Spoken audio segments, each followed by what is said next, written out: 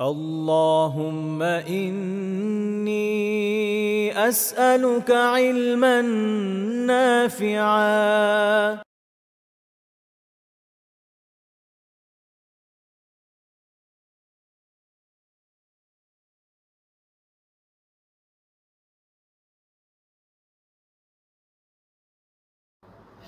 إن الحمد لله نحمده ونستعينه ونصلي على رسوله الكريم وعلى آله وصحبه أجمعين أما بعد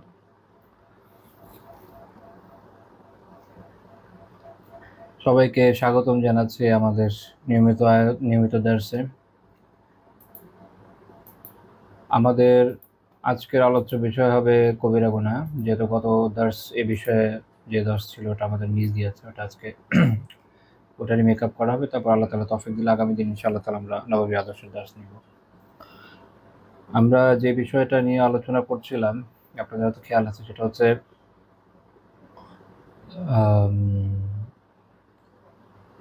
জবানের বিষয়ে সতর্কতা বা জবান সংরক্ষণ করা, হেফাজত করা কেন জরুরি, এই বিষয়ে আলোচনা চলছিল। আমরা এই বিষয়ে কিছু আয়াত নিয়ে আলোচনা করেছি, কিছু হাদিস থেকে আলোচনা করেছি। আজকে এই বিষয়ে আরও বেশ কিছু হাদিস আমরা ইনশাআল্লাহ তাআলা আলোচনা করব।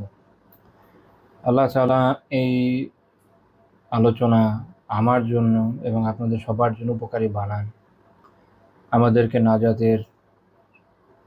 নাজাতের জন্য উসিলায় পরিণত করুক এই ইলম। এর দ্বারা আমরা যেন উপকৃত হই সে তৌফিক দান করুন। ইলম আমাদের পক্ষে আসুক, কিয়ামতের দিন আমাদের বিপক্ষে সাক্ষী না হোকে, আল্লাহ তাআলার কাছে এই কামনা করি। আল্লাহুম্মা আল্লিমনা মা ইয়ানফাউনা ওয়া ইয়ানফাউনা মা আল্লামতানা ওয়া জিদনা ইলমা। আল্লাহ তাআলার কাছে চাই, আল্লাহ আপনি আমাদের যা উপকার করবে এরকম ইলম শেখান এবং যা শিখিয়েছেন তা দ্বারা আমাদেরকে উপকৃত করুন এবং আমাদের ইলমকে আরো বাড়িয়ে দেন। আমিন।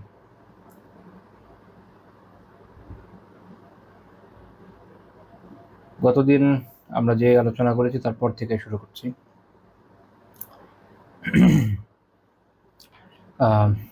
রাসূলুল্লাহ সাল্লাল্লাহু আলাইহি ওয়াসাল্লাম একবার মুআয রাদিয়াল্লাহু তাআলা আনহুকে বললেন, তার নিজের জবান ধরে, নিজের জিহ্বাকে ধরে আল্লাহ রাসূল সাল্লাল্লাহু আলাইহি ওয়াসাল্লাম মুআয রাদিয়াল্লাহু তাআলা আনহুকে বললেন যে কুফা আলাইকা হাযা, এটা সংযত রাখো, এটা সংযত রাখো।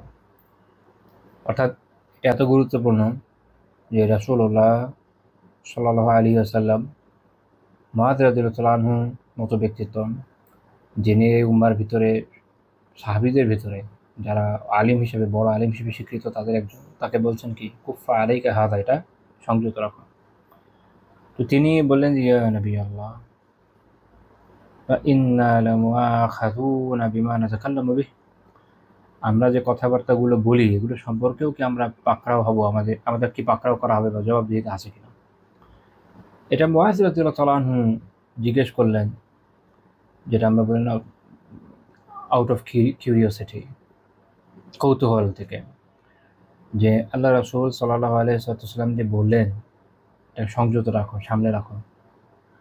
তো তিনি তার জ্ঞানের যে আকাঙ্ক্ষা সেখান থেকে জিজ্ঞেস করলেন যে আমরা কি আমাদের কথাগুলোর জন্য পাকড়াওয়ের শিকার হব কিনা, আমাদেরকে জবাব দিতে করতে হবে কিনা আল্লাহ তাআলার কাছে। তো দেখেন, এটা এমন একটা বিষয় কম বেশি আমরা সবাই এর দ্বারা আক্রান্ত। আমরা তো আসলে জবানকে ভাবে সংযত রাখি না, আমাদের মাথায় যা আসে কোনো চিন্তা ভাবনা ছাড়াই আমরা বলে ফেলি, একটা কিছু দুর্ঘটনার পরে ঘটে যায়। আল্লাহ তাআলা আমাকে আপনাদেরকে সবাইকে হেফাজত করেন। এবং মানুষের জবান হয়ে গেছে যেমন মুফতি শফি রাহিমাহুল্লাহ তাআলার এক লেখায় পড়েছিলাম, কেচির মতো কাটতে আছে। কেচি যেমন কাটতে থাকে অবস্থা। আমাদের কোনো অনুভূতি নেই যে এটা আসলে সংযত রাখা কত জরুরি। আমরা কত অনর্থক কথাবার্তাই না বলি যেগুলো আসলে কোনো ভ্যালু ক্রিয়েট করে না, না দুনিয়ার কোনো ক্ষেত্রে, না আখিরাতের কোনো ক্ষেত্রে। তো রাসূলুল্লাহ সাল্লাল্লাহু আলাইহি ওয়াসাল্লাম কি বললেন, সাকিলাতকা উম্মুকা ইয়া মুআয, হে মুআয তোমার মা তোমাকে হারিয়ে ফেলুক। এটা আসলে আবিধানিকভাবে দেখলে এটা যেটা বলা যায় দোয়া আলাইহি বিল মাউতি, তার জন্য যেন মৃত্যুর দোয়া।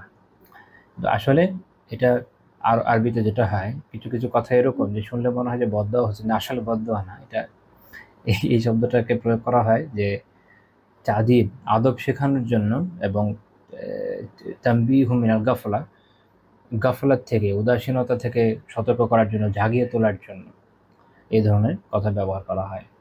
তো তার মানে যে তুমি সচেতন হওয়ার পর কি বলতে যাচ্ছি সেটা যেন তিনি সতর্কতার সাথে শোনান। আরবি বাক পদ্ধতিতে বিষয়টাকে এভাবে প্রয়োগ করা হয়। তো যেন শ্রোতা খুব সতর্ক হয়ে যায়। এরপরে খুব গুরুত্বপূর্ণ একটা কথা আসছে। তো তিনি কি বললেন, ও হাল ইয়াকুবুন নাস ফিন্নারি আলা উজুহিহিম আও আলা মানাখিরিহিম ইল্লা হাসাইদু আলসিনাতিহিম, যে মানুষকে তার জিহ্বার উপার্জনের কারণেই অধোমুখে অর্থাৎ উপর করে জাহান্নামে নিক্ষেপ করা হবে। এটা যদি মানে যেভাবে আসলে এসছে হাদিসটা, সেভাবে বলা যায় যে মানুষকে কি তার জিহ্বার উপার্জন ছাড়া অন্য কিছুর জন্য এরকম অধোমুখে জাহান্নামে নিক্ষেপ করা হবে? মানে এটা এভাবেই করা হয়।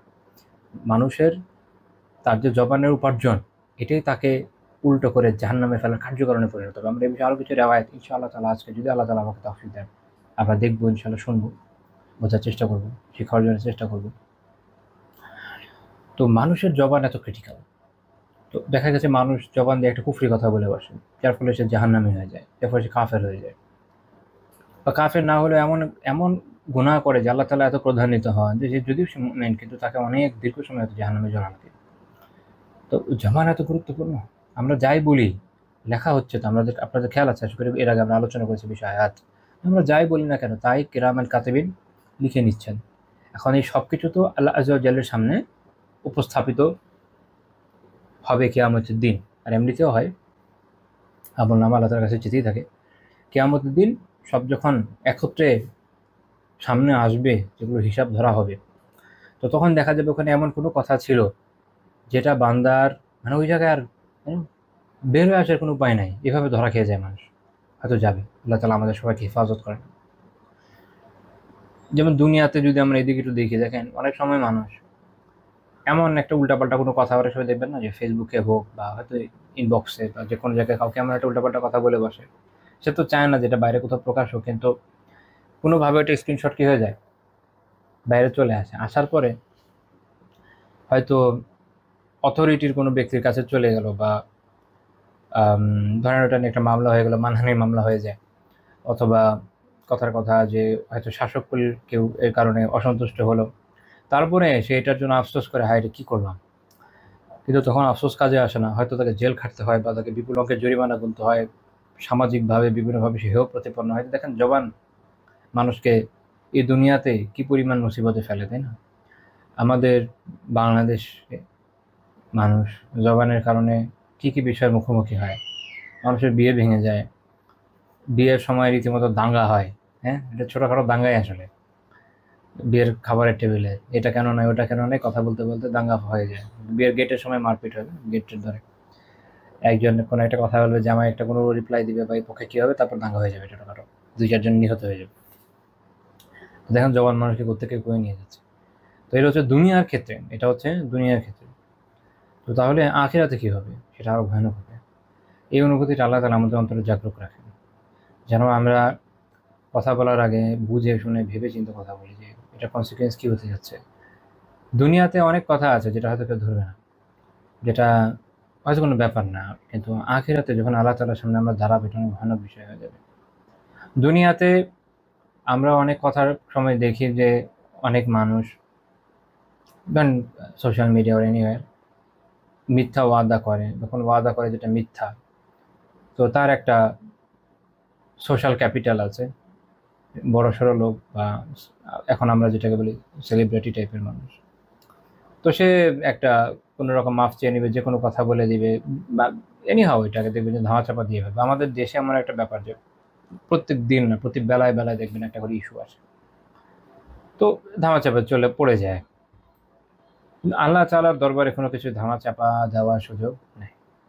এখানে কারো সোশ্যাল ক্যাপিটাল আছে, মানুষ তাকে কিছু বলতে ভয় পায় বা ভুলিয়ে দিতে চায়, অনেকের অনেক ধরনের স্বার্থ থাকে, কিন্তু আল্লাহ তাআলা এগুলোর ঊর্ধ্বে। আল্লাহ তাআলার কাছে সব কিছুরই হিসাব দিতে হবে। ওখানে কেউ বিশেষ কোনো বেনিফিট, বিশেষ কোনো ফ্যাসিলিটি, বিশেষ কোনো পক্ষপাতিত্ব পাবে না। সেখানে সব সঠিকভাবে বিচার আচার করা হবে। তো কাজেই মনে রাখেন যে এই দুনিয়াতে আপনি একটা মিথ্যা ওয়াদা করলেন, মিথ্যা কথা বললেন, মিথ্যা হলফনামা দিলেন, এনিথিং আপনি যাই করলেন বা যে কোনো খারাপ কথা বললেন, কাউকে গালি দিলেন, কারো ব্যাপারে কারো কাছে গীবত করলেন, শিকায়াত করলেন, যেটা হয়তো কেউ জানলো না, যাকে করলেন সে জানলো হয়তো, কিন্তু আল্লাহ তাআলা সবই জানেন। যখন আল্লাহ তাআলা কিয়ামতের দিন ধরবেন, ওটা এমন একটা দিন যেদিন আসলে মাফ পাওয়ার তো কোনো সুযোগ নেই। মানে এখন এই দুনিয়াতে কারোর সাথে কোনো সীমা লঙ্ঘন হয়ে গেলে তার হাতে পায়ে ধরে মাফ পাওয়া যেতে পারে, বা তাকে কিছু হাদিয়া তোহফা দেওয়া গেল, সে হয়তো খুশি হয়ে গেল, বা তাকে নিয়ে বসলেন কোথাও, একটু খাওয়ালেন, এক কাপ কফি খাওয়ালেন, ভাই আসেন একটু কফি খাই আর চা খাই, আড্ডা দিই, কথায় কথায় বললেন যে আমি তো একবার, মানে মানুষ তো চলতে ফিরতে কত রকমের সীমা লঙ্ঘন করে, আমি এরকমটা করে ফেলছি, বা আপনার সামনেও হয়তো হয়ে থাকবে, যদি হয় আপনি আমাকে মাফ করে দেন। মানে এগুলো তো আসলে দুনিয়াতে মাফ নিয়ে যাওয়াই দরকার, আখিরাতে তার মাফ পাওয়ার উপায় থাকবে না। কত সহজে অনেক ক্ষেত্রে মাফ পাওয়া যায়, আখিরাতে এটা খুব টাফ, তখন আসলে কোনো উপায় নেই, কীভাবে করবেন তখন? একই রকমভাবে অনেক সময় বান্দা তার উপর দিয়ে যে পরীক্ষাগুলো যায়, এতে এত বেশি ক্ষুব্ধ হয়ে ওঠে, হয়তো তার মন মানসিকতা খারাপ থাকে। তো এটা তো আপনার পরীক্ষায়, তাই না? পরীক্ষার হলে গেলেন, পরীক্ষার হলে আপনার অনেক ভালো প্রিপারেশনের পরেও খুব ভয়ানক প্রশ্ন আসতে পারে, যেটা হয়তো আপনার চিন্তার বাইরেই ধরেন। বিশেষ করে আমি যেটা উদাহরণ হিসেবে বলি, যেমন কিছু কিছু এক্সাম আছে যেগুলো ইন্টারন্যাশনাল বডির বিভিন্ন এক্সাম, বাংলাদেশেরগুলো বাদ দেন, ওগুলো আসলে না পড়াশোনা হয় না এক্সাম হয়। তো আন্তর্জাতিক বিভিন্ন বডিতে যে এক্সামগুলো আসে, ইভেন মেডিকেল হোক, অ্যাকাউন্টিং হোক, ফিনান্স হোক, আপনারা জানেন এগুলো অনেকগুলো আলাদা আলাদা ডিগ্রি আছে, ইন্টারন্যাশনাল বিভিন্ন বডিতে এক্সাম হয়। যেমন মেডিকেলে এমআরসিপি আছে, তারপরে আপনার ইয়েতে অ্যাকাউন্টিংয়ে ইয়েতে আছে, আপনার ফিনান্সে কিছু আছে, এসিসি আছে, সো অনেকগুলো ডিগ্রি আছে, অনেক ফিমা আছে, অনেকগুলো আছে, সব আমার খেয়ালও নেই। তো এগুলো তো যেটা হয়, দেখবেন আপনি অনেক ভালো প্রিপারেশন নেওয়ার পরও এমন কোনো কোয়েশ্চেন আসতে পারে ওটা আপনার চিন্তার বাইরে, সিলেবাস আসলে অনেক ব্যাপক থাকে, অনেক ক্ষেত্রে কভার করা যায় না। আপনি যত ভালো স্টুডেন্ট হন, যত ভালোভাবে প্রিপারেশন নেন না কারণ, ধরেন এক্সাম হলে গেলেন, এই অবস্থাতে কী করবেন? তো আপনি দেখছেন যে আপনি যদি কথার কথা আপনার মনে হচ্ছে যে আপনি এত ভালো প্রিপারেশন নিয়েছেন যে আপনি 100 পাওয়ার মতো, এখন গিয়ে দেখলেন যে না, যে অবস্থা এটাতে আপনি অ্যান্সার করে 60 পেতে পারেন। ধরেন আমরা একটা বেঞ্চমার্ক ধরি, মনে করেন 40-40তে আপনার পাস আছে, কথা যদি সব জায়গায় এরকম না, বাট ধরলাম 40। তো আপনি দেখলেন যে 40-র মধ্যে আপনার পক্ষে 60 পাওয়া সম্ভব, 50 পাওয়া হলেও সম্ভব, কারণ আপনি রাগ করে ক্ষুব্ধ হয়ে ওই জায়গায় চিল্লাচিল্লি করে কোনো সলিউশন হবে? কিছুই করতে পারবেন না। পরীক্ষার মতো হবে, আপনি হা করে বসে থাকবেন, বরং আপনি যে আরামসে পাস করতে পারতেন সেটা বন্ধ হয়ে যাবে। তখন বুদ্ধিমান ব্যক্তি কী করবে? রাগে গজগজ করবে? অসন্তোষমূলক কথা বলবে না, সে দেখবে বলবে যে ইন্না লিল্লাহি ওয়া ইন্না ইলাইহি রাজিউন, আমার তো এই জায়গা হলো না, সমস্যা নাই, হিসাব করে দেখলাম ওকে এত, আমি তো অনেকটুকু আসে, তো আল্লাহ নামে দিয়ে দেয়। ঠিক আছে, আমার খেয়াল আছে আমার এক এক্সাম এরকম হয়েছিল লাইফে, যে প্রশ্নপত্র হাতে পাওয়ার পরে শুরুর পাতার কয়েকটা প্রশ্ন দেখে মাথা গরম হয়ে গেছে, আমি একটাও পাই না, এগুলো দিবে ভাবতেও পারিনি। পরে পাতা উল্টালাম, পরে দেখলাম যে না আলহামদুলিল্লাহ পিছনেগুলো সব পারি, হিসাবে ভালোই মার্কস আসবে, কোনো সমস্যা নেই যদি ঠিক মতো হয়। তারপরে মাথা ঠান্ডা হয়েছে, ঠান্ডা করে তো, কিন্তু গুরুত্বপূর্ণ কিছু সময় চলে গেছে, শুরুর দিকে যে মাথা গরম হয়ে গেছে না, কিন্তু আসলে আমি তো সেভাবে বুদ্ধিমান নই, কিন্তু যারা বুদ্ধিমান ব্যক্তি, যাদেরকে আল্লাহ তাআলা মেধা দিয়েছেন, তাদের অনুভূতি তখন কী হবে? আচ্ছা এখানে হচ্ছে না, পরের অপশন যে হ্যাঁ এটা পারছি দাগান, এটা ওকে, এবার অ্যান্সার দিই। জীবনের পরীক্ষাটা নিয়ে এরকম, আপনি অনেক ভালো প্রিপারেশন নিতে পারেন, আপনি অনেক কোরআনের আয়াত জানতে পারেন, হাদিস জানতে পারেন, নিজেকে খুব প্রিপেয়ার করতে পারেন, কিন্তু প্রশ্ন এমন আচমকা এমন জায়গা থেকে আসবে, আল্লাহ, এটা ভাবিই না এরকম পরীক্ষা জীবনে আমার হতে পারে। হয় মানুষের জীবনে তো পরীক্ষা এমনই হয়। তখন দেখবেন যে ওই একটা দুইটা জায়গায় ধরা খেতে হয়তো খেয়ে যাবেন, কিন্তু এরপর অনেক জায়গা আছে যেখানে আপনি অনায়াসে উঠাই যেতে পারেন। 2 নম্বর হলো পরীক্ষা যখন হয় না, মানুষ পরীক্ষাতে যদি খারাপও করে, মানে ধরেন পরীক্ষায় আপনি কোনো অ্যান্সার পারেন না, খুব ভদ্রভাবে খুব সুন্দর করে আপনি এই জায়গাটা ব্ল্যাঙ্ক রাখলেন, লিখলেন যে এত নম্বর প্রশ্ন উত্তর, আমি এটার উত্তর জানি না, তাই আমি সবর করলাম। এটার জন্য আপনার কোনো নাম্বার আছে, 1 মার্কসও দিবে, কেউ দিবে না। কিন্তু আখিরাতের পরীক্ষাটা ডিফারেন্ট, আখিরাতের জন্য যে আমাদের পরীক্ষা দুনিয়াতে, এটা ডিফারেন্ট। এখানে আল্লাহ তাআলা অনেক মেহেরবানি, আলহামদুলিল্লাহ। আপনি জানেন না এই বিপদ থেকে কীভাবে উতরাবেন, কিন্তু আপনি সবর করতে জানেন, আপনি আল্লাহর উপর ভরসা রাখলেন, আল্লাহ তাআলা তাকদীরের ফয়সালার প্রতি সন্তোষ পোষণ করলেন, শান্ত থাকলেন, ইন্না লিল্লাহ পড়লেন, অন্যান্য যা দোয়া আছে পড়লেন, আল্লাহর উপর ভরসা করলেন, আল্লাহর বেশি বেশি আল্লাহ জিকির করলেন, আল্লাহর কাছে দোয়া করতে থাকলেন, আল্লাহ আমাদেরকে এই মুসিবত থেকে উদ্ধার করেন। তো তখন এইটার জন্য আপনি 1 মার্কস না, ফুল মার্কস পেয়ে যাবেন। এটাই আসলে আপনার পরীক্ষাটা ছিল, যে আপনি এখান থেকে কীভাবে আপনি উদ্ধার পাবেন এই জায়গা থেকে। তো দুনিয়ার পরীক্ষাগুলোর তুলনায় আখিরাতের পরীক্ষা এক হিসাবে এভাবে এই জন্য অনেক সহজ, আবার আরেক হিসেবে একটু কঠিন। কারণ কী যে হবে আমাদের সাথে পরীক্ষা, আল্লাহ ছাড়া কেউ তো আসলে জানে না। কিন্তু যখন সবর করবেন আলহামদুলিল্লাহ। এখন দেখবেন যে এই জায়গাতে মানুষের স্খলন যেটা হয়, দেখা যাচ্ছে যে সে অনেক উল্টাপাল্টা কথা বলে, অনেক নাশুকরিমূলক কথা বলে, তাকদীরে ফয়সালা অসন্তোষ পোষণ করে। আচ্ছা, আপনি যদি অসন্তোষ পোষণ করেন, আপনি যদি বিশ্বাস নাও করেন, এটাকে আপনার জীবন থেকে চলে যাবে? যা ঘটেছে তা কি মানে এমন হবে যে না ঘটে চলে যাবে, ব্যাক করে যাবে? এরকম তো না, সময় কি উল্টে যাবে? কিছুই হবে না। বরং যা হয়েছে তাই হওয়ার কথা ছিল হয়েছে। আগামীতে এটার কনসিকুয়েন্স আপনি বহন করবেন। আপনি যদি তাকদীরে ফয়সালায় সন্তুষ্টি পোষণ করেন, আল্লাহ তাআলার কাছে প্রতিদানের আশায় সবর করেন, তাহলে এই বিপদ আপনার জন্য নিয়ামত হয়ে যাবে। আপনি গ্র্যাজুয়ালি এটার যে এই পথে সামনে এগোতে এগোতে এটার যে কনসিকুয়েন্সগুলো আপনার হওয়ার কথা, সেটা পজিটিভ হয়ে যাবে আপনার জন্য, নেগেটিভ হবে না। কিন্তু আপনি এটা করবেন না, নেগেটিভ হয়ে যাবে। তো আপনি কেন ক্ষতিগ্রস্ত হবেন? এমনিতে তো পরীক্ষায় আছেন। তো এইরকম সময় মানুষ এমন সব কথা বলে বসে, এমন ধরনের কথা বলে বসে, যেগুলো এক একটা বড় বড় কখনো বড় কুফর পর্যায়ে চলে যায়, শিরক পর্যায়ে চলে। মানুষের সময় শিরকে লিপ্ত হয়ে যায়, মানুষের সময় অনেক সময় শিরকে লিপ্ত হয়ে যায়, এবং হয়তো অনেকে দিন থেকেও বের হয়ে যায়। তো এটা হচ্ছে এইসব বিষয়, যখন কি হয়ে যাবে, তার মুখের কোনো কথার কারণে তাকে জাহান্নামে নিক্ষেপ করা হবে। হয়তো সে চিরস্থায়ী জাহান্নামী হয়ে যাবে, কারণ সে হয়তো কাফের হয়ে গেল, এমন কোনো কথা বললো, বা সে হয়তো মুশরিক হয়ে গেল, এমন কিছু বললো। অথবা সে মুমিন থাকলো কিন্তু এমন কথা বললো যেটা বড় কবিরা গুনাহ, যেটা কারণে সে জাহান্নামে চলে যাবে। তো চিন্তা করেন যে জবান কত গুরুত্বপূর্ণ। এই জবান কালিমার মাধ্যমে আমাদের জান্নাতি বানায় দিতে পারে, এই জবান কুফরির মাধ্যমে জাহান্নামী বানায় দিতে পারে। জবানের এরকম পাওয়ার। কেউ মারা যাচ্ছে, মারা যাওয়ার আগে তার সামনে কালিমার তালকিন করা হচ্ছে। হ্যাঁ, কালিমার তালকিন মানে আমার কিন্তু এরকম না যে কাউকে ধরে বলবে যে বলো লা ইলাহা ইল্লাল্লাহ, এরকম না। আশেপাশে দাঁড়িয়ে বসে বসে আস্তে আস্তে নিজেরা লা ইলাহা ইল্লাল্লাহ জিকির করতে হয়। তখন যে শুনছে, যার মধ্যে ঈমান আছে, সেটা শুনে নিজে থেকে বলবে, এটা তো তালকিন। আচ্ছা, তো কালিমার তালকিন করছেন, সে লা ইলাহা ইল্লাল্লাহ বলছে, আলহামদুলিল্লাহ, এটা তাকে জান্নাতি বানায় দিবে। কারণ যার শেষ কথা লা ইলাহা ইল্লাল্লাহ হবে, দাখিলাল জান্নাহ, সে জান্নাতে প্রবেশ করবে। অন্যদিকে দেখা গেল যে সে ওই সময় এমন ধরনের খারাপ কথা বললো, যেমন সালাফদের বিভিন্ন কিতাবাদিতে আমরা এই ধরনের বিভিন্ন ঘটনার কথা পাইতে পারি। মানুষ এরকম অবস্থায় তো মারা গিয়েছে। কেউ কেউ আছে সারা জীবন এমন সঙ্গীত প্রেমী ছিল, মরার সময় তার গান না শুনে ভালো লাগছে না, সে আরও গান শুনবে, গান শুনতে শুনতে মরে গেছে, বা কোনো খারাপ কথা বলে মরে গেছে।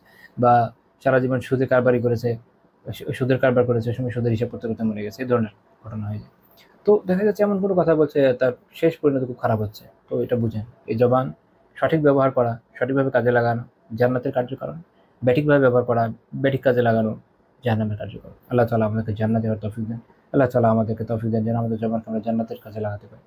তো যে হাদিসটা উল্লেখ করেছেন, ওটি আমি চিনিতে রহমাহুল্লাহ তাআলা তো সুনানে উল্লেখ করেছেন 2616 নম্বর হাদিস, এবং বলেছেন হাদিসটা হচ্ছে হাসান সাহিহ।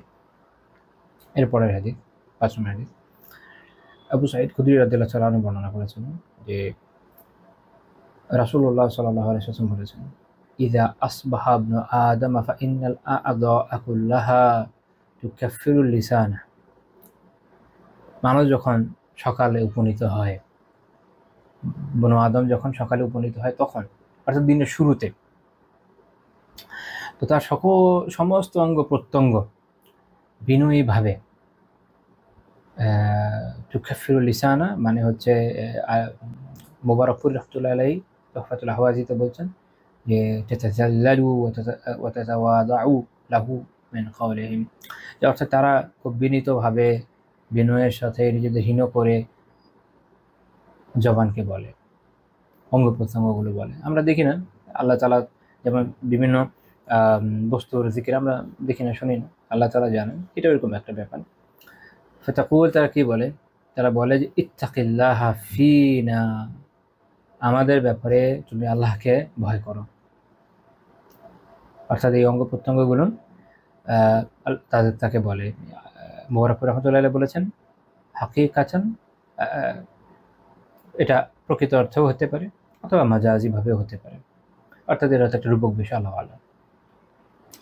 তো তারা কি বলে যে ইত্তাকিল্লাহা ফিনা, আমাদের ব্যাপারে আল্লাহকে ভয় করো, অর্থাৎ আমাদের হক সমূহকে রক্ষা করে, এগুলোকে নষ্ট করো না।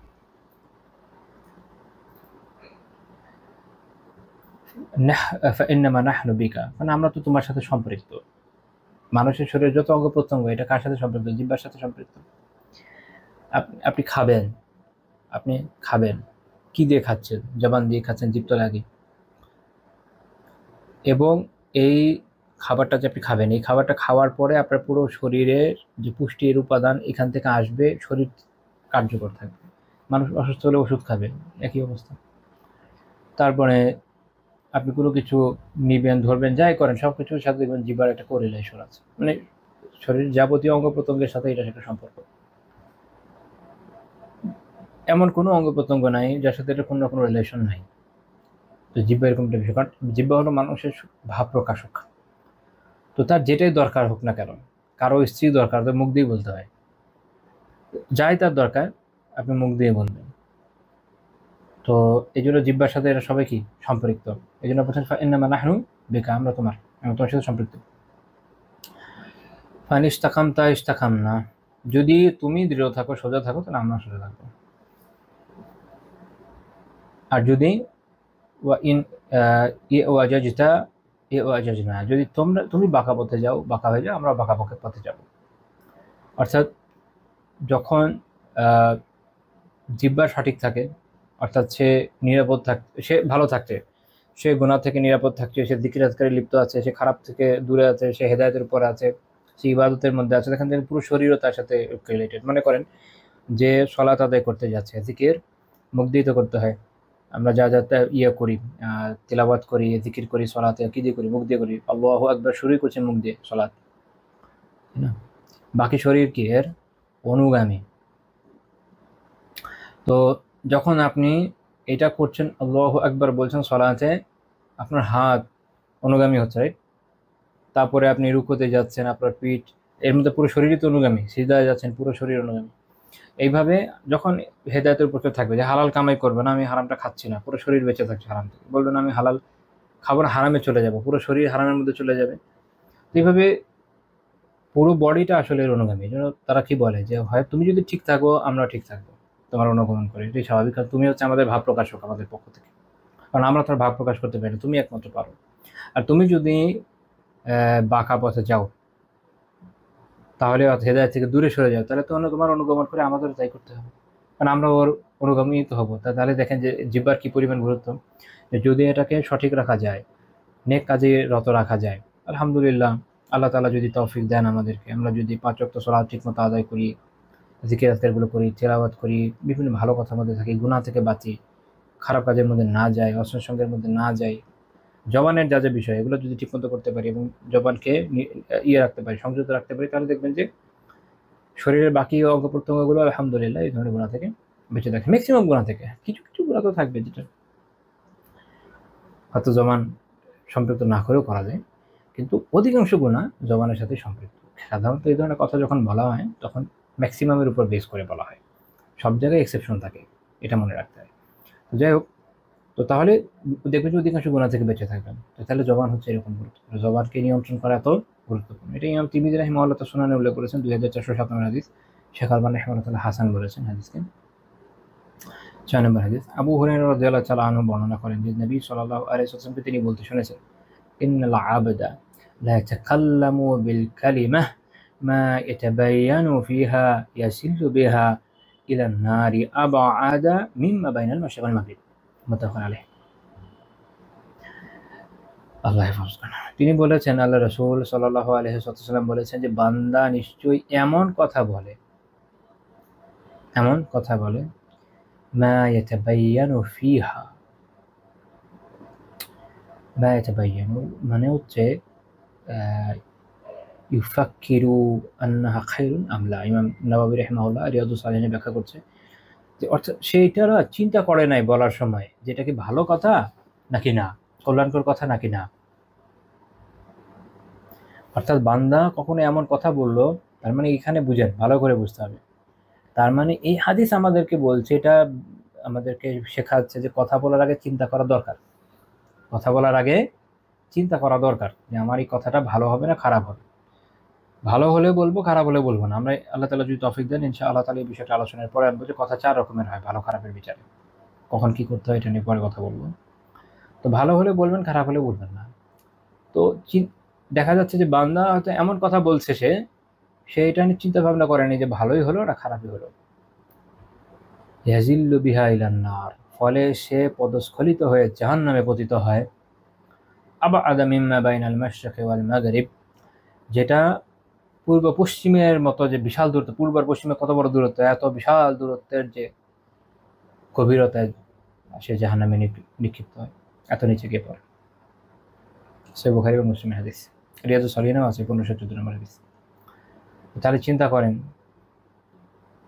যে ভেবে কথা বলা কত গুরুত্বপূর্ণ। যদি ভেবে কথা বলা যায়, কথা বলবেন কম, ভালো বলবেন, কাজে আসবে। এই যে আমরা আমাদের মাতৃভাষায় কথা বলতেই থাকি।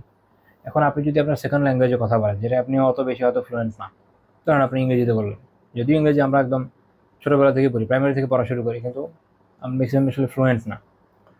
আবার কেউ ফ্লুয়েন্ট হলেও সেগুলো খুব অদ্ভুত ধরনের ইংরেজিতে, মানে কেউ হয়তো কিছু খুব ফ্লুয়েন্ট, ওদের আবার ভাগ আছে। দেখবেন যে নিগ্রোরা একরকম বলে, হিসপ্যানিকরা একরকম বলে, সাদারা একরকম বলে। তো যেটাই হোক, আপনি কোনো একটাতে ফ্লুয়েন্সি পেয়ে গেছেন, হ্যাঁ, বিভিন্নভাবে এটা ওটা দেখে বা শুনে। কিন্তু যখন আপনি বই পড়তে যাচ্ছেন আর ওটা বুঝছে না, কারণ বইতে ওই ভাষা লেখা। আবার কেউ বই ভালো বুঝতে পারছে কিন্তু হয়তো বলতে পারছে না। ইন এনি কেস, ধরেন আপনার বলার ক্ষেত্রে হয়তো অত ফ্লুয়েন্সি নেই, তখন আপনি যখন কারোর সাথে কথা বলবেন, আপনার ভেবে ভেবে কথা বলতে হয়। দেখবেন অনেক ভেবে ভেবে ভেবে কথা বলতে হয়, কারণ মুখ খুলে দিচ্ছে চলে আসছে, এটা হচ্ছে না, আসলে ভাবতে হচ্ছে, বের করে আনতে হচ্ছে। কারণ মানুষ প্রথমে তার মাতৃভাষায় চিন্তা করে, সেটা বাইরে আনে। আমরা একটু এটা নিয়ে একটা দুষ্টুমি করেছিলাম, আশা করি আমাদের টিচার এটা নিয়ে দুঃখও পান নাই, এমন কোনো ব্যাপার নয়। উনি নিজেও এটা নিয়ে বলেছিলেন, এই জন্য বললাম, আশা করি গিবোধ হবেন না। আমাদের এক টিচার ছিলেন এরকম, উনি আমি খেয়াল নাই কোন একটা ছোট নিগোষ্ঠীর জাতি লোক। তো উনি যখন আমাদের পড়াতেন, তো যেহেতু পড়াতেন ইংরেজিতে, তো প্রথমে উনি খুব ধীরে ধীরে ইংরেজিতে লিখতেন, পড়তেন খুব ধীরে ধীরে, ভেবে ভেবে ওটাকে বাংলায় ইংরেজিতে আবার আমাদের কাছে রিপোর্টিও যখন করতেন, ব্যাখ্যা করতে গেলে মানে অনেক অনেক অনেক ধীরে ধীরে, পুরো প্রসেসটা অনেক ধীর। তো পরে একদিন নিজেও, আমার যদি খেয়াল আছে, উনি নিজেও মেয়ে বলছেন বা আমাদেরই মাথায় এসে আল্লাহ আলম, সেটা হচ্ছে যে বেচারাকে আসলে ইংরেজিকে তার নিজের মাথায় নিতে হচ্ছে একটা ভায়া মিডিয়ামে। কারণ উনি ওনার ভাষা তো স্কুল কলেজে পড়েন নাই, পড়েছেন হচ্ছে বাংলা। ওনার ভাষা থেকে উনি বাংলায় কনভার্ট করেন, বাংলায় যেটা কনভার্ট করেন ওটাকে ইংরেজিতে আনেন, রাইট? মানে ইংরেজি থেকে সরাসরি ওনার ভাষায় তো যাচ্ছে না, যাচ্ছে বাংলা হয়ে মাথায়। তো এই জন্য সময় নিয়ে প্রতিস্থাপক খুঁজেন কোনটা হবে। তো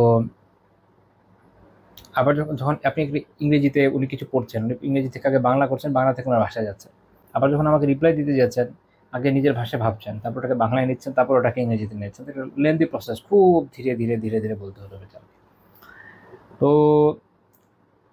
দেখবেন যে ইস্টার্ন ইউরোপের যারা লোকজন আছে, এদের অনেকগুলো ভাষা জানা লাগে, অল্প এলাকার মধ্যে অনেকগুলো ভাষা। তো এদের অনেক সংক্ষিপ্ত, মানে কি বলে এটাকে, অনেক ধীরে ধীরে অনেকগুলো ভাষায় তারা কথা বলে খুব ধীরে ধীরে। আবার যেটা তার খুব ভালো পারে, খুব ভালো মতো। আমি এটা বোঝানোর জন্য বললাম যে যখন আপনি এইভাবে বলবেন, আপনি দেখবেন যে আপনি অনেক ধীরে ধীরে বলছেন, আপনি ভালো বলছেন। যদি আপনি ভাষাটা ভালো জানেন, ভালোই বলছেন, কিন্তু ধীরে ধীরে বলছেন। কেন জানেন? ভেবে ভেবে বলছেন। এই ভেবে ভেবে বিষয়টাকে না নিজের ভাষাতেও নিয়ে আসা দরকার। আমি যে কথাটা বলছি এটা কি ভালো না খারাপ, মানে মস্তিষ্ককে সজাগ রাখেন। আমরা যখন মস্তিষ্ককে সচেতন না রেখে অবচেতনভাবে কথা বলতে থাকি, কথা বের হতেই থাকে, আমরা ভাবি না, বুঝি না যে আসলে কী বলছি, তখনই দেখবেন এই পদস্খলনগুলো মানুষের হয়। অনেক সময় দেখবেন মোবাইল নিয়েছেন বা কিবোর্ড নিয়েছেন, ধরে লিখে ফেলছেন, চিন্তা করার সময় দেন নেই নিজের মাথায়, আমি কী লিখতে যাচ্ছি, আসলে কী উপস্থাপন করতে যাচ্ছি সামনে। ভাবার আগে দেখবেন লেখা শেষ, এন্টার দিয়ে দিয়েছেন, পোস্ট হয়ে গেছে, তারপর একটা কুরুক্ষেত্র লেগে গেছে। কিন্তু ভেবে যদি করতেন, লেখার পরে একটা রিভিশন দিতেন, আরেকবার দেখতেন, তাহলে অনেক ফিতনা হয়তো হতো না। তো এটা মাথায় রাখতে হয়। তো ভেবে কথা বলার জন্য জরুরি। বান্দা ভেবে কথা বলে না, এমন কোনো কথা বলে বসে যেটা আল্লাহ তাআলা এমন অপছন্দ করেন যে তাকে জাহান্নামের একদম নিকৃষ্ট অবস্থানে নিয়ে ফেলে দেন, পূর্ব পশ্চিমের সমান দূরত্বের জায়গার মধ্যে নিয়ে নিক্ষিপ্ত করেন। খুবই ভয়ানক কথাবার্তা। ইমাম হাইসামের ইবনু হাজার হাইসামি রাহিমাহুল্লাহ তাআলা ওনার কিতাবে জাওয়াজির, সেখানে উল্লেখ করছেন যে ক্বালা বা'দুল উলামা, এই হাদিসের ব্যাপারে কতক আলিম এরকম বলেন। ওনারা উদাহরণ দিয়েছেন যে কীরকম এটা, যে হাযা কাল কালামি ইনদাল মুলুকি আবিল উলাতি মিম্মা ইয়াহসুলু বিহি খাইরুন আম আও শারুন আম। এটা এমন কথা যেটা রাজাদের সামনে বা শাসক গভর্নরদের সামনে বলা হয়, যার মাধ্যমে ব্যাপক কোনো কল্যাণ বা ব্যাপক অকল্যাণ সংগঠিত হয়। দেখা গেল আরেকটা হাদিসে যেমন আছে, আমরা আগে বলেছি যে মানুষ এমন কোনো কথা বলে আল্লাহ অনেক খুশি হয়ে যায়। হয়তো তার শাসক বা গভর্নর বা প্রভাবশালী ব্যক্তিদের সাথে এরকম রিলেশন যে তাকে দিয়ে একটা খুব খায়ের কাছে করাতে পারে, সে তাকে এমন একটা কথা বললো যে আপনি যদি এটা করতেন খুব ভালো হতো। যেমন ধরেন ইমাম রাজা বিন হায়ওয়া রাহিমাহুল্লাহ তাআলা, তিনি ছিলেন খলিফা সুলাইমান রাহিমাহুল্লাহ তাআলার মন্ত্রী।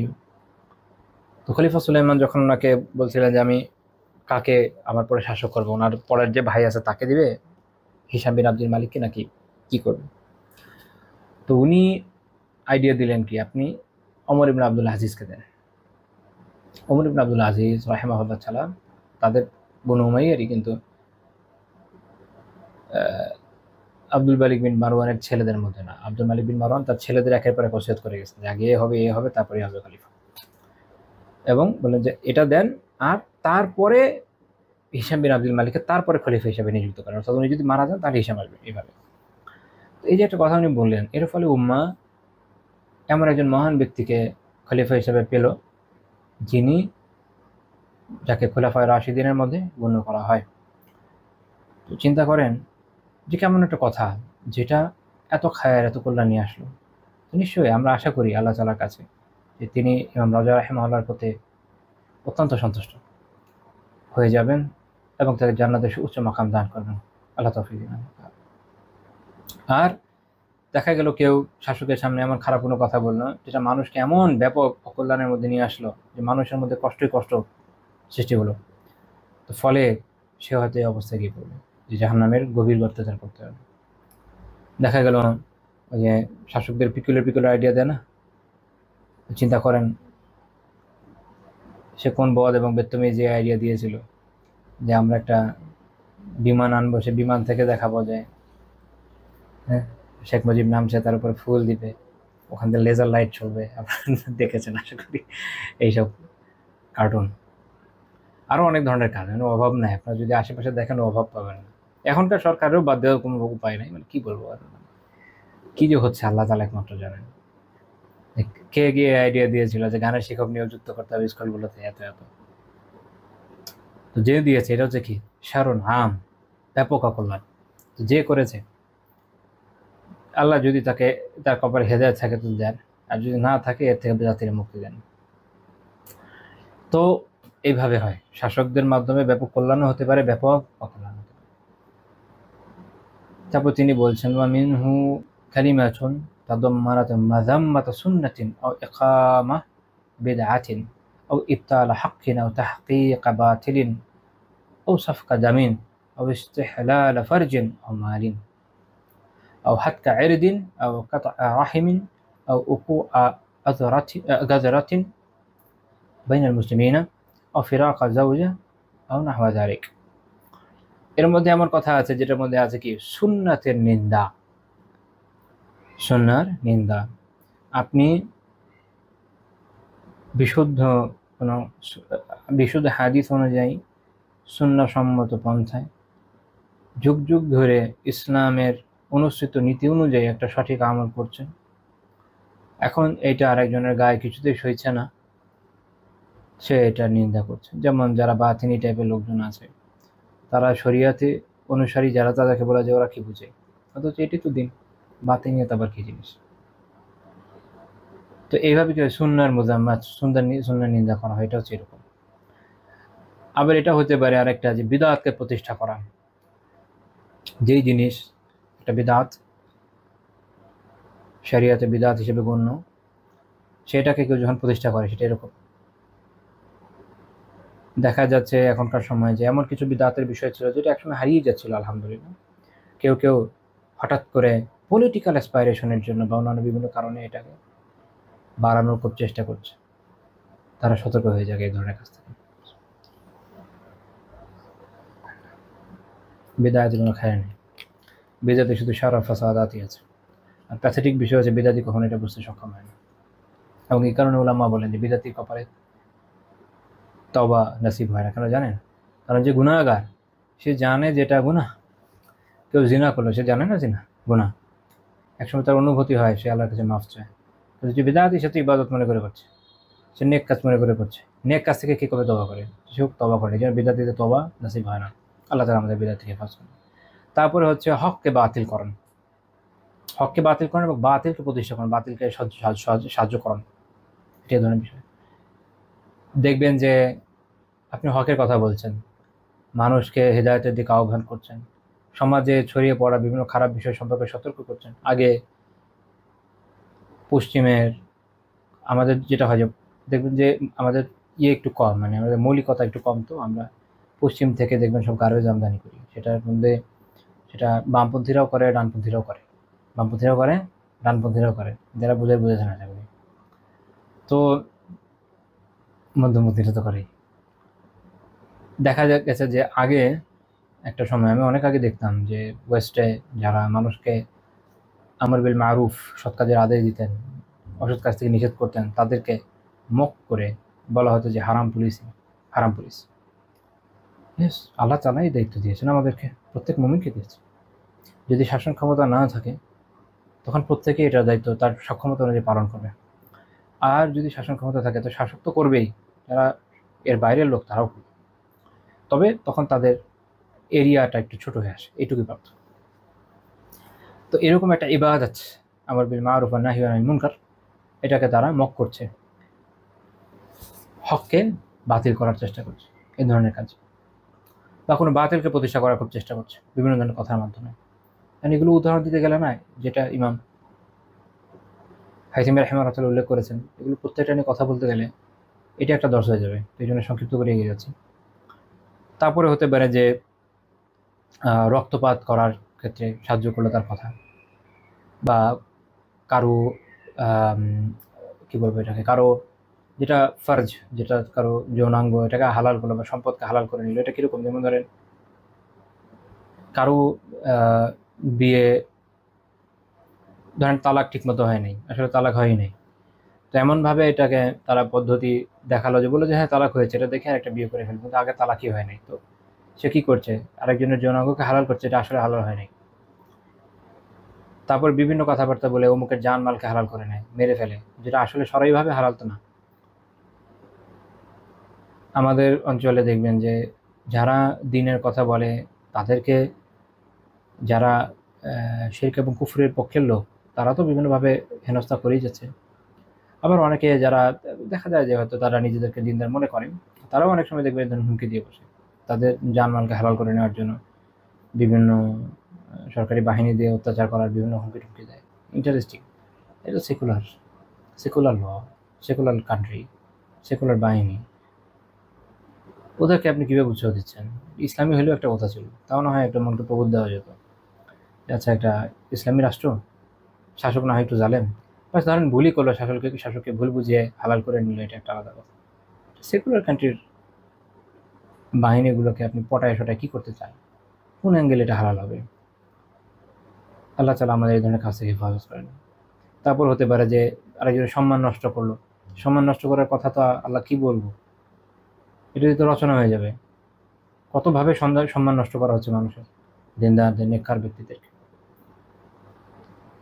আত্মীয়তা সম্পর্ক ছিন্ন করা, মুসলিমদের মধ্যে বিশ্বাসঘাতকতা সৃষ্টি করা, স্ত্রীর সাথে বিচ্ছেদ হারামভাবে, এরকম অনেক কিছু, মানে একজনের সাথে তার বউয়ের বিচ্ছেদ করে দিচ্ছে কোনো কথাবার্তা বলে, যেন একসাথে তারা না থাকতে পারে। এরকম বিভিন্নভাবে মানুষ কী করে এমন ধরনের কথা বলে, যেটা এই হাদিসের উদ্দেশ্য, যে ফলে সে পূর্ব পশ্চিমের মতো দূরত্বের গভীরতার জাহান্নামে নিক্ষিপ্ত হয়। আল্লাহ তাআলা আমাদের হেফাজত করে থাকে। ইমাম আন-নাওয়াবী রাহিমাহুল্লাহ তাআলা এই প্রসঙ্গে বলেছেন, ফি হাযাল হাদীসি হাসান আলা হিফযিল লিসানি ওয়া ইয়ানবাগি লিমান আরাদা আন ইয়াতাদাব্বারা মা ইয়াকুলু ক্বাবলা আন ইয়ানতাক ফাইন যাহারাত মিনহু মাসলাহা তাকাল্লামা ওয়া ইল্লা আমসাক। এই হাদিসে এই বিষয়ে উৎসাহ রয়েছে যে জবানের জন্য হেফাজত করা হয়, জবানের হেফাজতের উৎসাহ রয়েছে হাদিসে। তো কাজে উচিত হলো যে কথা বলবে তার জন্য উচিত হচ্ছে সে চিন্তা করবে, ইয়াতাদাব্বারা, সে তাদাব্বুর করবে। কোরআন তাদাব্বুরের কথা শুনেছেন না? গভীরভাবে চিন্তা ভাবনা করে কোরআন বোঝা। ওরকম তাহলে কথা বলার ক্ষেত্রেও কী করতে হবে? এবং নবী রাহিমাহুল্লাহ বলছেন গভীরভাবে চিন্তা ভাবনা করতে হবে। সে কথা বলার আগে চিন্তা ভাবনা করে দেখবে সে কি কথা বলবে নাকি বলবে না। যদি তার কাছে এটা সুস্পষ্ট হয়, ফাইন যাহারাত ফিহি, যদি তার কাছে এটা সুস্পষ্ট হয় যে এর মধ্যে মাসলাহা আছে, ফিহি মাসলাহা, এর মধ্যে মাসলাহা আছে, কল্যাণ আছে, তাকাল্লামা, তাহলে সে কথা বলবে। বা ইল্লা, যদি এটা সুস্পষ্ট না হয়, ক্ষতির কথা উনি বলেনই নাই, ক্ষতির কথা বাদ। আপনার কাছে সুস্পষ্ট না যেটার মধ্যে কি কোনো কল্যাণ আছে কি নাই, ও ইল্লা যদি না হয় এটা ইয়ানশ যে কল্যাণ আছে কি নাই, আমসাকা সে থেমে যাবে, নিজেকে নীরব বিরত রাখবে। এই পদ্ধতিতে যদি আমল করেন, এটা সত্য যে দুনিয়ার জীবন অনেক ক্ষেত্রে একটু টাফ হয়ে যায়, কিন্তু দুনিয়ার জীবনের কয়েকদিনের আখিরাত অনেক বড়, অনন্তকালের আখিরাত, সেখানে ইনশাআল্লাহ আমরা নিরাপদ থাকবো। 7 নম্বর হাদিস, সহিহ মুসলিমের হাদিস। জুনদুব রাদিয়াল্লাহু তাআলা আনহু বর্ণনা করেন যে রাসূলুল্লাহ সাল্লাল্লাহু আলাইহি ওয়াসাল্লাম বর্ণনা করেছেন, আন্না রাজুলা, একজন ব্যক্তি বলেছে, ওয়াল্লাহি লা ইয়াগফিরুল্লাহু লিফুলানিন, আল্লাহর কসম আল্লাহ অমুককে মাফ করবেন না। এই বিষয়ে আরেকটা রিওয়ায়াত আছে, আমরা ইনশাআল্লাহ একটু পরেই দেখব। সে কি বলছে? আল্লাহর কসম যে আল্লাহ অমুককে মাফ করবেন না। ওয়া ইন্নাল্লাহ তাআলা ক্বাল, আর আল্লাহ তাআলা বলেন, মান যাল্লাযী ইয়াতাআল্লা আলাইয়া আল্লা আগফিরা লিফুলান, কে ছিল যে শপথ করে বলে যে আমি অমুককে মাফ করব না। ফাইন্নী ক্বাদ গাফারতু লিফুলানিন, আমি অবশ্যই অমুককে মাফ করব। ওয়া আহাজ্জু আমালাকা আও কামা ক্বাল, আর তোমার যে আমল তাকে নষ্ট করে দিব বা নষ্ট করে দিচ্ছি, কিংবা যেমন সে বলেছে। সহিহ মুসলিমের 2621 নম্বর হাদিস, গুরুত্বপূর্ণ এটা হাদিস। আমি অনুবাদটা বললাম, ব্যাখ্যায় যাওয়া দরকার, কারণ এটা মানুষ অনেকে ভুল বুঝে। তো এই হাদিসের শুরুতে আছে যে জুনদুব রাদিয়াল্লাহু বলছেন যে হাদ্দাসা আন্না রাসূলুল্লাহি সাল্লাল্লাহু আলাইহি ওয়াসাল্লাম হাদ্দাসা, অর্থাৎ হাকা লি আসহাবি, নবী সাল্লাল্লাহু আলাইহি ওয়াসাল্লাম তার সাহাবীদেরকে ঘটনা বর্ণনা করেছেন। অন্য বর্ণনা আছে বনী ইসরাঈলের ব্যক্তির, ওটা আমরা পরে দেখব ইনশাআল্লাহ। আন্না রাজুলান, এক ব্যক্তি হতে পারে, ইমাম মালিক খাই রাহিমাহুল্লাহ বলছেন যে এই উম্মারও হতে পারে, আগের উম্মারও হতে পারে, আল্লাহ, এই হাদিসের স্পষ্ট না। তো সে কি বলেছে যে আল্লাহর কসম যে অমুককে আল্লাহ কি করবে না, মাফ করবে না। এখন সেটা কি মনে করে বলবে? এক হতে পারে সে নিজেকে বড় মনে করেছে, জানে আমি যা বলবো হবে এটা। হতে পারে যে ইস্তিকবারান লিযামবি, ওই যে লোক এইটা যে লোকের ব্যাপারে বলছে সে হয়তো অনেক গুনাহ করেছে, সে অনেক গুনাহ করায়, মনে করছে আল্লাহ কিছুতেই তাকে ক্ষমা করবেন না। আমরা অনেক সময় দেখি কোনো মানুষ অনেক গুনাহগার, হতে পারে সে কোনো মিডিয়া সেলিব্রিটি, হতে পারে সে কোনো স্পোর্টস সেলিব্রিটি, হতে পারে সে কোনো নেতা, হতে পারে সে কোনো ধরনের তাগুত, আল্লাহ আলম, যে কোনো কিছু হতে পারে সে। তো তার গুনাহ, আমরা বলি না গুনার ঘোড়া পূর্ণ হয়ে গেছে, গুনাহ একদম ভরে গেছে। দেখেন যত যাই হোক, মনে রাখেন মাফ করার মালিক আমি, আপনি না। সে যদি মৃত্যুর আগে তওবা করে, আল্লাহ তাআলা তওবা কবুল করতেই পারেন, আল্লাহ তাআলার ইখতিয়ার। তো সে দেখা গেল যে পারফেক্টলি তওবা করলো, আমি আপনি কে যে তার তওবা আটকাবো? আমাদের এই সক্ষমতা কোথায়? তওবা তো আল্লাহ তাআলার হাতে, তিনি যারটা ইচ্ছা কবুল করেন, যারটা ইচ্ছা কবুল করেন না। আমরা সারা জীবন নেকির উপর থাকলাম, প্রচুর ইবাদত করলাম, তারপরও এর গ্যারান্টি কে দিবে যে আমাদের তওবা আল্লাহ কবুল করেছেন, আমাদের ইস্তিগফার আল্লাহ কবুল করেছেন?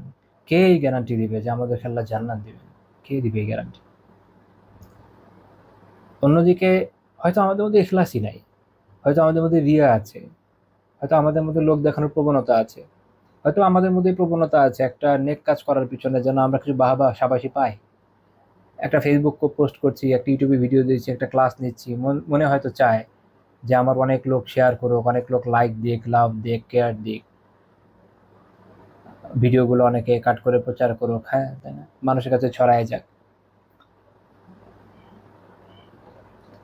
কোথায় ইখলাস? যদি এইটা আমাদের চিন্তা হয়, কোথায় ইখলাস কোথায় গেল? আমাদের প্রত্যেকটা আমল হবে শুধুমাত্র আল্লাহ আযজা ওয়া জাল্লার জন্য, আল্লাহ তাআলা যেন সন্তুষ্ট হয়ে যান, তিনি যেন ক্ষমা করেন আমাদেরকে। এই আমলের বিনিময়ে যদি জান্নাত পাই তো আলহামদুলিল্লাহ।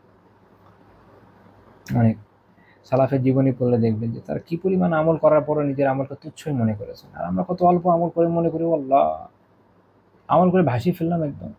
না, কিছুই হয় নাই।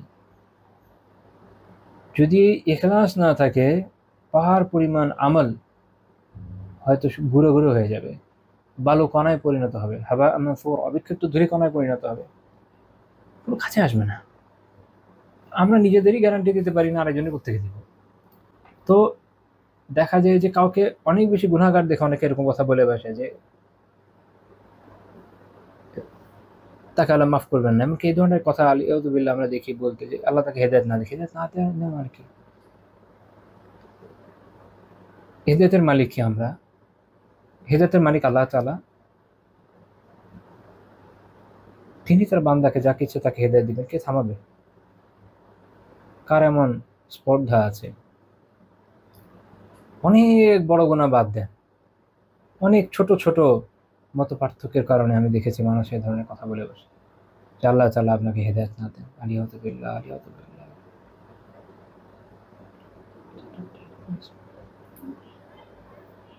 কত বড় স্পর্ধা, কত বড় স্পর্ধা! এটা হচ্ছে নিজেকে বড় মনে করার কারণে। আমি তো বিশাল কিছু হয়ে গেছি না, we're nothing, we're nobody। আল্লাহ তাআলা যদি মাফ করেন, তার রহমতের চাদরে ঢেকে নেন, যদি আমাদেরকে জান্নাত দেন, হ্যাঁ তখন বলা যাবে যে হ্যাঁ আল্লাহ তাআলার মেহেরবানিতে কিছু হলাম জীবনে। আর যদি মনে রাখেন জাহান্নামে আগুনে পিষ্ট হওয়া লাগে, পোড়া লাগে, ধ্বংস হওয়া লাগে, যেখানে মৃত্যু নাই, তাহলে চতুষ্পদ জন্তুর চেয়েও নিকৃষ্ট অবস্থায় গিয়ে পড়বে। কারণ চতুষ্পদ জন্তুগুলো তো মাটি হয়ে যাবে, যেটা কারণে কোরআনে আল্লাহ তাআলা বলেছেন যে কাফেররা সেই সময় কি বলবে, ইয়া লাইতানি কুনতু তুরাবা, হ্যাঁ আমি যদি মাটি হয়ে যেতাম। তখন আমাদের অবস্থায় চতুষ্পদ জন্তুর চেয়েও খারাপ অবস্থায় চলে যাবে। কিসের গর্ব, কিসের অহংকার! এই দুনিয়া এমন কোন জায়গা যায় যেখানে নিজেকে নিয়ে কোনো ধরনের আত্মতুষ্টিতে ভোগার সুযোগ আছে? পরীক্ষার হলে কে কবে আত্মতুষ্টিতে ভোগে যে আমি প্লাস পেয়ে গেছি, রেজাল্ট তো আউট হতে দিন, এখনো খাতা লেখাই শেষ হয়নি, পরীক্ষা শেষ হয়নি। আমরা পরীক্ষা দিচ্ছি, আমরা মারা যাওয়ার পরে আমাদের যে পরীক্ষার খাতা, আমাদের যে আমল নামা, সেটা পরীক্ষকের কাছে যাবে, তাই না? রেজাল্ট আসবে একদিন, সেই রেজাল্ট আউট হওয়ার পরে না আপনি খুশি হবেন। এখন কিসের খুশি, এখন কিসের এত আনন্দ? আল্লাহ তাআলা আমাদের বুঝার তৌফিক দেন, এই ধরনের অহংকার থেকে হেফাজত করেন। আমাদের প্রত্যেকটা ভাই, প্রত্যেকটা মুমিন মুমিনাত, তাদের জন্য আমরা খায়রের দোয়া করি। আর কখনো কখনো তাদের হিদায়াতের জন্য হয়তো এমন পদ্ধতিও দরকার হতে পারে যেটা তাদেরকে একটু কষ্টের মধ্যে দিয়ে যেতে হতে পারে, সেটা আল্লাহ তাআলা ডিসাইড করবেন। কাউকে যদি উম্মার জন্য ক্ষতিকর মনে হয়, আমরা দোয়া করবো যে আল্লাহ তাআলা বিষয়টা প্রকাশ করে দেন, যেন দুধ আর পানি আলাদা হয়ে যায়, আলাদা কথা না। আমি কিভাবে এটা বলবো যে আল্লাহ আমাকে হিদায়াত দিয়েন না? আল্লাহ তাআলা হিদায়াতের মালিক, তিনি যাকে ইচ্ছা তাকে হিদায়াত দিতে পারেন। ইসলামের অনেক বড় বড় দুশমনদেরকে তিনি হিদায়াত দিয়েছেন না? আবু সুফিয়ান রাদিয়াল্লাহু তাআলা আনহু, ইকরিমা রাদিয়াল্লাহু তাআলা আনহু, খালিদ বিন ওয়ালিদ রাদিয়াল্লাহু তাআলা আনহু, আমর বিন আস রাদিয়াল্লাহু তাআলা আনহু, সুহাইল বিন আমর রাদিয়াল্লাহু তাআলা আনহু, কত নাম করবেন। রাসূলুল্লাহ সাল্লাল্লাহু আলাইহি ওয়াসাল্লামের বিরুদ্ধে যুদ্ধ করার চেয়ে বড় পাপ কি আছে এখন? আল্লাহ তাআলা সেখান থেকে হিদায়াত দিয়েছেন না? কে সে পাপিষ্ঠ যাকে আল্লাহ হিদায়াত দিতে পারেন না? কে সে পাপিষ্ঠ যাকে আল্লাহ জান্নাতের পথে ধাবিত করতে পারেন না? আল্লাহ আমাদের বুঝার তৌফিক দিন।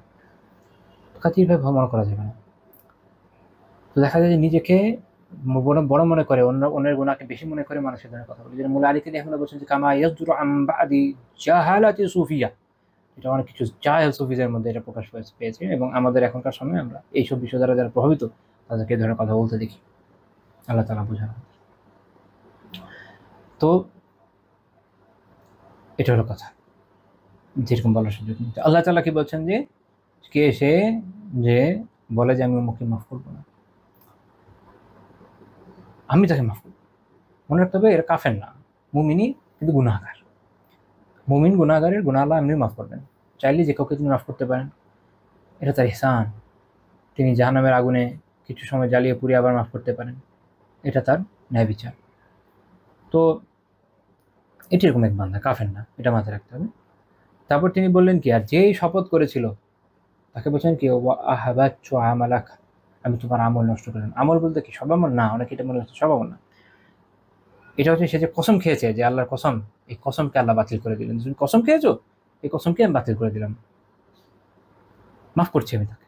যেন ইমাম মুজহিরউদ্দিন জাইদানি রাহিমাহুল্লাহ বলছেন যে আবতালতু কাসামাক ওয়াজালতু খালিফাকা কাযিবা, ওয়াজালতু হালিফাকা কাযিবা, যে আমি তোমার কসমকে বাতিল করে দিলাম এবং তুমি যে শপথ করেছো এটাকে মিথ্যা প্রতিপন্ন করলাম। এই জন্য মোল্লা আলী খানি আহমেদ বলছেন কি, ওয়ালা ইয়াজুজু লিআহাদিন আল জাজমু বিল জান্নাতি আও নার ইল্লা লিমান ওয়ারাদা ফিহি নাসসুন কাল আশারাতিল মুবাশশার বিল জান্নাহ। এটা একটা আলোচনার জগতের গুরুত্বপূর্ণ মূলনীতি, যে কারোর জন্য এটা বৈধ না যে আপনি দৃঢ়তার সাথে বলবেন যে অমুক জান্নাতি বা অমুক জাহান্নামী। মানুষ অনেক সময় অনেক বড় বড় বুজুর্গদের ব্যাপারে, অনেক পরবর্তী সময় আসা বড় বড় বুজুর্গ তাদের ক্ষেত্রে এই ধরনের কথা বলে যে অমুক তো জান্নাতি। আমাদেরকে কে বলেছে এটা? আয়াত এসছে, হাদিস এসছে। আমরা আশা করতে পারি, আমরা তো এই জন্য দোয়া করি যে রহমতুল্লাহ আলাইহি বা রাহিমাহুল্লাহ তাআলা, তাকে তার প্রতি রহমত করুন, তাকে ক্ষমা করুন। হ্যাঁ, আমরা তো দোয়া করি তার জন্য। আর অন্যদিকে কেউ খুব পাপিষ্ঠ, তাই বলে এই মুমিন পাপ করেছে এখন বলে যায় যে জাহান্নামী। আরে আপনি কেমনে বলবেন সে জাহান্নামী? হ্যাঁ, সে পাপের আমল করে মরেছে, এটা একটা আলাদা কথা। কিন্তু যদি ইমানের সাথে মরে, আল্লাহ চাইলে মাফ করতে পারেন, দোয়া করেন যে আল্লাহ মাফ করে দিন। তো এই জন্য ওয়ালা ইয়াজুজু লিআহাদিন আল জাজমু বিল জান্নাতি আও নার, কাউকে একদম দৃঢ়তার সাথে বলা যায় সে জান্নাতি আর সে জাহান্নামী, এটা বলা শরীয়তে বৈধ না। ইল্লা, ব্যতিক্রম হচ্ছে লিমান ওয়ারাদা ফিহি নাসসুন, যাদের ব্যাপারে নাস অর্থাৎ কোরআন এবং সুন্নাহর টেক্সট আসছে, যাদের ব্যাপারে যে অমুক জান্নাত অমুক জাহান্নাম। যেমন তিনি বলছেন কাল আশারাতুল মুবাশশারা বিল জান্নাহ, যেমন জান্নাতের সুসংবাদপ্রাপ্ত 10 জন সাহাবী। আরও বেশ কিছু সাহাবী, এই 10 জনকে একসাথেই বলা হয়েছিল। এছাড়া আরও হাদিসে আরও বিভিন্ন সাহাবীর ব্যাপারে জানা যায়, যেমন খাদিজা রাদিয়াল্লাহু তাআলার ব্যাপারে হাদিসে এসছে,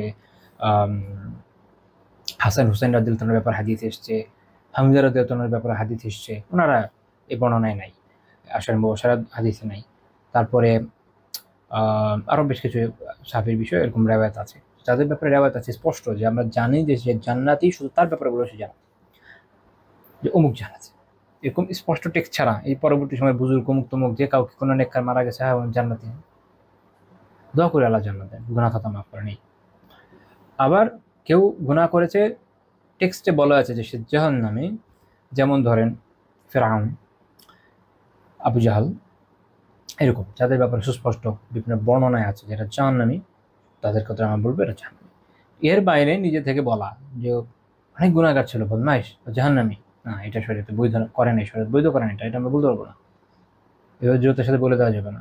বিচার কায়েমই হয় না, বিচার দিবস আসুক, যখন হবে তখন আল্লাহ তাআলা কি ফয়সালা করবেন তখন জানা যাবে। এগুলো আমরা টেক্সট থেকে জানি, এই জন্য বলি আল্লাহ তাআলা আয়াতে বলে দিয়েছেন, তো আল্লাহ তাআলা তো তার আয়াতের বিপরীত করবেন না, ওটাই হবে। হাদিসে এসছে, এটা তো আল্লাহ তাআলা বিপরীত করবেন না, ওটাই হবে। কিন্তু এর বাইরে বাকি যেগুলো আছে এগুলো তো আমরা খালি ধারণা করছি, সেটা আমাদের চিন্তা ধারণা দিয়ে গায়েবের বিষয়ে ফয়সালা করা যায় না। এই জন্য এই বিষয়ে সতর্ক থাকতে হবে। 8 নম্বর হাদিস, এটা এই বিষয়ের সাথে আপনি বলতে পারেন যে এটার সাথে একটু সমন্বয় করে বলা যায় যে প্রায় একই রকমের বিষয়। সেটা হচ্ছে সুনান আবি দাউদের 4901 নম্বর হাদিস।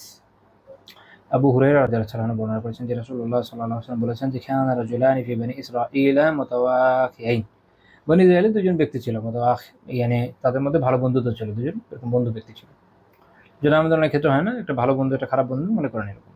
ফাকানা আহাদুহুমা ইউযনিবু ওয়া আল-আখারু মুজতাহিদুন ফিল ইবাদাহ, তাদের একজন গুনাহগার ছিল, পাপ করত, আর একজন ইবাদতে অনেক মুজাহাদা করতো, অনেক প্রয়াস নিয়ে ইবাদত করতো, প্রচুর সালাত, প্রচুর সিয়াম, প্রচুর নেক আমল, এরকম।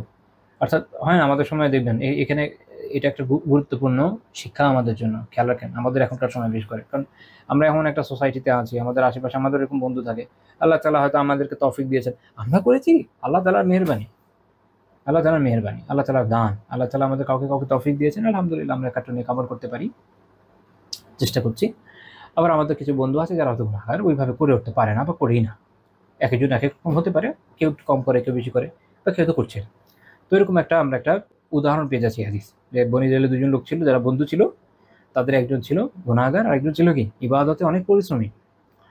ফাকানা লা ইয়াজালুল মুজতাহিদু ইয়ারাল আখারা আলা যামব ফায়াকুল আকসার, তো যে এই ইবাদতে খুব প্রয়াস করত, সে আরেকজনকে সবসময় গুনায় লিপ্ত থাকতে দেখতো।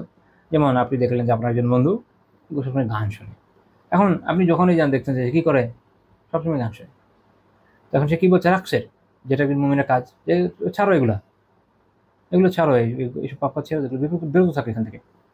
ফাওয়াজাদাহু ইয়াওমান আলা যামবিন ফাকাল লাহু আকসির, তো একদিন এরকম সে নেককার ব্যক্তি, সে যখন এই লোককে দেখলো যে এখনো গুনাহ করছে, বলছে যে এই গুনাহ ছাড়ো, তো সে কি বলল, খাল্লিনি ওয়া রাব্বি আবু ইস্তা আলাইয়া রাকিবাহ, খালিনি ও রাব্বি আবু ইসা আলাইয়া রাকিবা, আমাকে ছাড়ো ভাই, আমার অবস্থা থাকতে দাও। আমার রব কি, দেখেন ও বলছে ও রব্বি, আমার রব, তার মানে সে মুমিন। হ্যাঁ, এটা মাথায় রাখতে, মুমিন, গুনাহগার মুমিন, আমরা কাফের আলোচনা করছি না। ও রব্বি আবু ইসা আলাইয়া রাকিবা, আমার রব কি আমার উপরে পাহারাদার হিসেবে আপনাকে পাঠিয়েছেন, যে সবসময় রাকিব বলে যে সবসময় পর্যবেক্ষণ করে, আপনাকে কি 24 ঘন্টা আমার উপর পর্যবেক্ষণকারী হিসেবে পাঠিয়েছেন আমার রব? অনেক সময় মানুষ এরকম বলে বাসে, তখন আমাদের একজনের মন জন্য গরম হয়ে যায়।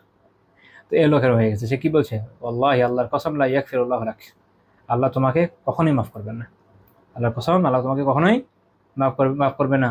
আউলা ইউদখিলুকা আউলা ইউদখিলুকা আল্লাহুল জান্নাহ, অথবা এরকম বলেছেন যে আল্লাহ তোমাকে কিছুতেই জান্নাতে প্রবেশ করাবেন না, কখনো জান্নাতে প্রবেশ করাবেন না। ফাকাবাদা আরওয়াহাহুমা, তারপরে তাদের উভয় রূহকে কবজ করা হলো। ফাজতামা ইনদা রাব্বিল আলামিন, তো এই উভয় রূহকে আল্লাহ আযজা ওয়া জাল্লার কাছে নেওয়া হয়, রব্বুল আলামিনের সামনে এসেছে। ফাকালা লিহাযাল মুজতাহিদি, আল্লাহ তাআলা মুজতাহিদ ব্যক্তিকে, এই যে খুব প্রয়াসকারী ইবাদতে, তাকে বললেন, আকুনতা বিআলিমা আকুনতা আলা মা ফি ইয়াদি কাদিরা, আল্লাহ তাআলা বললেন যে তুমি আমার সম্পর্কে জানতে, আমার সম্পর্কে জ্ঞানী ছিলে, তুমি আলিম ছিলে আমার ব্যাপারে, আমার হাতে যা আছে তার উপর তুমি ক্ষমতাবান ছিলে। এটা মানে হচ্ছে যে এই যে তুমি তাকে যে কথা বললা, তুমি কি আমার ব্যাপারে জানতে, আমার আমার আমার আমার আমার যে ক্ষমতা, এর উপর তোমার কোনো ক্ষমতা ছিল, তুমি চালাতে পারতো এটা, আমার উপর তুমি হস্তক্ষেপ করতে পারবে, অসম্ভব। আল্লাহ তাআলা তো কাদের মুতলাক, তার উপর কে ক্ষমতা চালাবে, তার চেয়ে ক্ষমতাবান কে আছে? তো তিনি যার ইচ্ছা তাই ঘোষণা দিবেন, তার উপর আবার আরেকজন চাপায় দেয় কিভাবে? এক, দুই নম্বর হচ্ছে যে তুমি কি আল্লাহ তাআলা সম্পর্কে জানো না? যদি জেনেই থাকো, তো তুমি জানো না তার ক্ষমা কত ব্যাপক, তার রহমত কত ব্যাপক, তিনি কিভাবে বান্দাকে হেদায়েত দিতে সক্ষম, তুমি কি সেটা জানো না? তো যদি জানো তাহলে আমার কাছে কিভাবে করলাম? আল্লাহ তাআলা শানে এই ধরনের গোস্তাকে কিভাবে করলাম? ওয়াকালা লিল মুযনিব, আর যে গুনাহগার তাকে বলবেন ইযহাব ফাদখুলিল জান্নাতা বিরহমাতি, গুনাহগারকে বলবেন যে যাও জান্নাতে ঢোকো আমার রহমতে। আল্লাহ তাআলা তার রহমত দ্বারা আমাদেরকে পরিবেষ্টন করে নেন, কারণ তার রহমত ছাড়া জান্নাতে যাওয়ার কোনো উপায় আমাদের নাই। ওয়াকালা লিল আখার, অপরজন, সে যে ইবাদত গুজার ব্যক্তি, তাকে বলেন ইযহাবু বিহি ইলান নার, এরা ধরে জাহান্নামে ঢোকো। চিরস্থায়ী জাহান্নামে না, কারণ সে তো মুমিন, কিন্তু সে যে একটা পাপ করেছে, অনেক বড় পাপ করেছে, সীমা লঙ্ঘন করেছে আল্লাহ তাআলার শানে। এই জন্য আল্লাহ তাআলার আসমা ও সিফাত জানা খুব জরুরি, আল্লাহ তাআলার আসমা ও সিফাত জানা খুব জরুরি। আল্লাহ তাআলা এক, আপনি জানেন, শুধু এটুকুই জানেন যে তার ইবাদত করতে হবে, এটুকুই জানেন, আসমা ও সিফাত সম্পর্কে আপনার কোনো জ্ঞান নেই। আপনি জানেন না যে আল্লাহ তাআলা সবার উপর ক্ষমতাবান, আপনি জানেন না যে তিনি আর রহমান আর রহিমের মানে কি, তার ক্ষমা কতটুকু পরিব্যাপ্ত, আপনি জানেন না যে তিনি জানবেন না, তিনি অনুগ্রহশীলের মানে কি, আপনি জানেন না যে তিনি সবকিছুকে ইলম দ্বারা কীভাবে পরিবেষ্টন করে আছেন, আপনি জানেন না যে তিনি তার সামনে, যেমন সূরা বাকারা 255 নম্বর আয়াতে আছে, আয়াতুল কুরসিতে, যে তার সামনে তার অনুমতি ব্যতীত কারো শাফাত করার অধিকার পর্যন্ত নেই। আপনি যখন আসমা ও সিফাত সম্পর্কে জ্ঞান রাখবেন না, তখন আপনার তাওহীদের জ্ঞান অত্যন্ত অপূর্ণ হবে, ফলে আপনি এই ধরনের বড় বড় ত্রুটিতে লিপ্ত হবেন। কিন্তু যখন আপনি এই বিষয়ে জানবেন, তখন আপনি জানবেন যে আপনার ব্যারিয়ারটা কোথায়, মানে আপনার সীমা কোথায়, এর বাইরে আপনি যেতে পারবেন না। আল্লাহ তাআলার যে সংরক্ষিত অঞ্চল, ওখানে আপনি ঢুকতে পারবেন না, প্রবেশ করতে পারবেন না।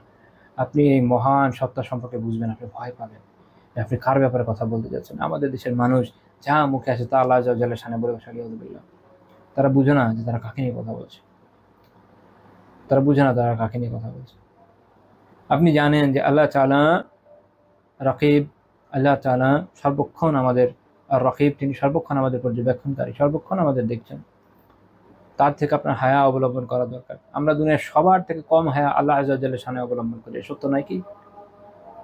আমাদের আমরা এমন অনেক গুনাহ আমরা এক একজন করি, যারা যা হয়তো নিজের বউর সামনে প্রকাশ করব না, স্বামীর সামনে প্রকাশ করব না, পরিবারের কারোর সামনে প্রকাশ করব না, সন্তান, বাবা, মা, বন্ধু বান্ধব কারোর সামনে প্রকাশ করব না। আল্লাহর সামনে প্রকাশ করার ক্ষেত্রে কোনো হায়া নেই, কোনো লজ্জা নাই। আল্লাহর কি শান রক্ষা হচ্ছে এখানে? এ হচ্ছে আল্লাহ তাআলার কে না বোঝার, না জানার ফল, আল্লাহ তাআলা সম্পর্কে জ্ঞান অর্জন না করার ফল। আল্লাহ তাআলা আমাদেরকে যারা আবশ্যক করেছিলেন, যেটা যে তার আকীদার যে জ্ঞানটা দরকার, এটার জন্য খুব দরকার, যেন আমরা অনুধাবন করি আমরা কার কথা বলছি।